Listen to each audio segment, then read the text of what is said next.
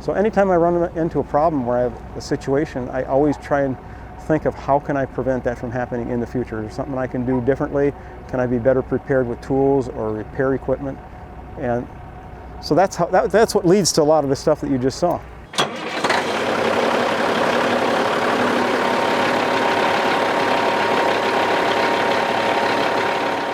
Good afternoon, fellow truck drivers. This is Alan Kitzhaber, the 2024 Truck Driver of the Year for Overdrive Magazine.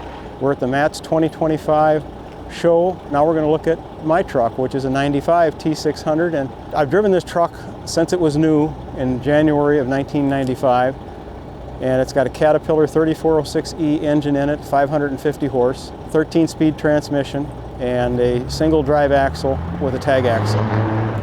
It did not come that way. I upgraded it to a single drive axle just to reduce the weight and increase fuel economy. And also upgraded the transmission from, well, the original one was a 13-speed, this one's a double-overdrive 13-speed. Well, start off front here, that's taken out 4 deer so far, so that's saved me 4 hoods, and probably some radiators and so forth too. If you look in here, I've got what's an air dog. You can see the 2 filters for it. Helps take the air out of the fuel.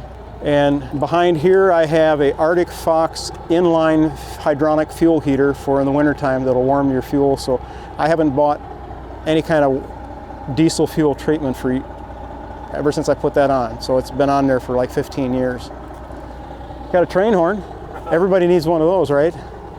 Then in the back we've got the ProHeat, which is for heating the engine in the winter months, as well as keeping the cabin warm in the winter months.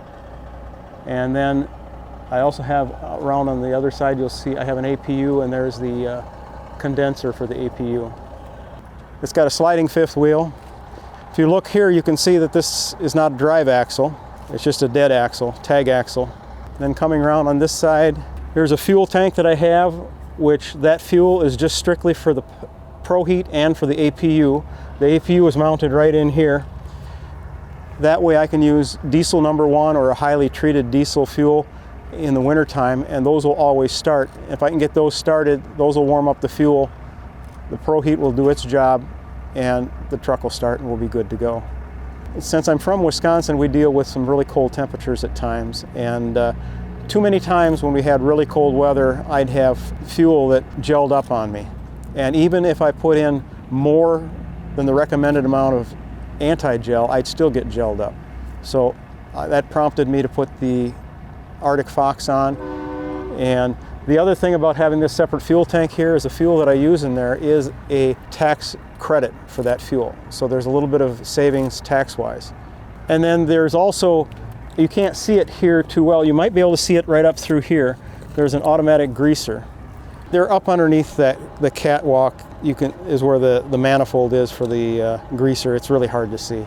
As far as under the hood, there's not too much other than just the engine as far as other accessories. Well, I do have the OPS filter. You can see that right here. Oil purification system for bypass filtration.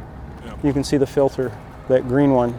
And then I also have PressurePro tire pressure monitoring system in it. It's on all the tires? Yeah, right here you see this that you screw that on. That's a sensor that goes to the control unit that's in the truck, and there the antenna I have is in the back of the truck.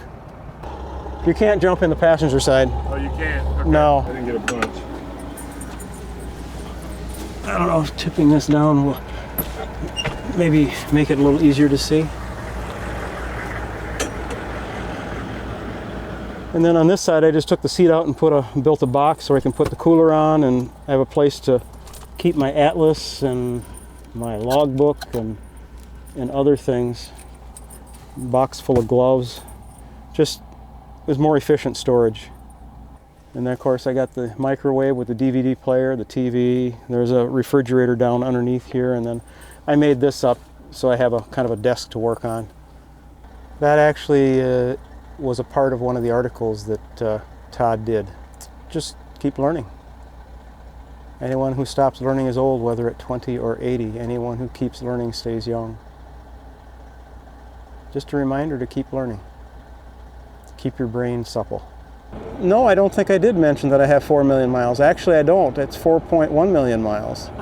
It's actually 4,105,000 almost. So, yeah, not bad for driving a truck. Same truck for 30 years, more than 30 years now. And a lot of that just simply has to do with being really diligent about maintenance. Same engine's been overhauled 3 times. Diligent maintenance goes a long way to keep that truck going. If you're willing to do the maintenance and keep it going. And the bottom line is, you know, I've got a shop that I take my truck to that I just drop my truck off, I leave my personal vehicle there, I drive home, tell them what needs to be done, they work on it. If you got a scenario like that, it sure makes it a lot easier to keep your truck maintained. And building a relationship with a good shop is really beneficial because it's all about maintenance, keeping it maintained. And if you're willing to do that, you can drive it for a long time. And you have to take a look at what makes the most sense financially. Is it keeping that older truck and putting it in the shop on a regular basis because it's going to need to have regular maintenance? Or do you want to buy a new truck and have to go to the dealership every time something goes wrong because it's under warranty and have to wait in line and deal with the emissions sensors and so forth? You know, you have to weigh that all out yourself and see what works best for you. Tell them who that shop is. Oh, it's JR Truck Repair in Chippewa Falls, Wisconsin.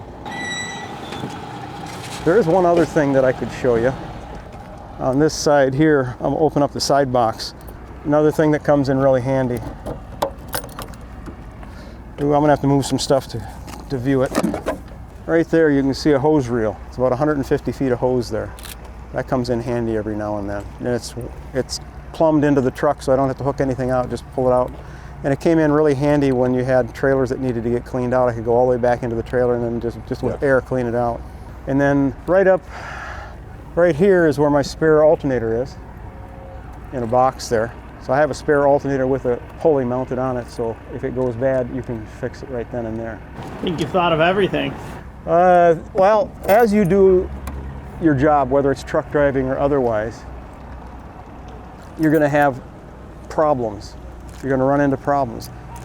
If you learn from those problems and try and do something to make it not be an issue the next time around, like the alternator. So that's what leads to a lot of the stuff that you just saw.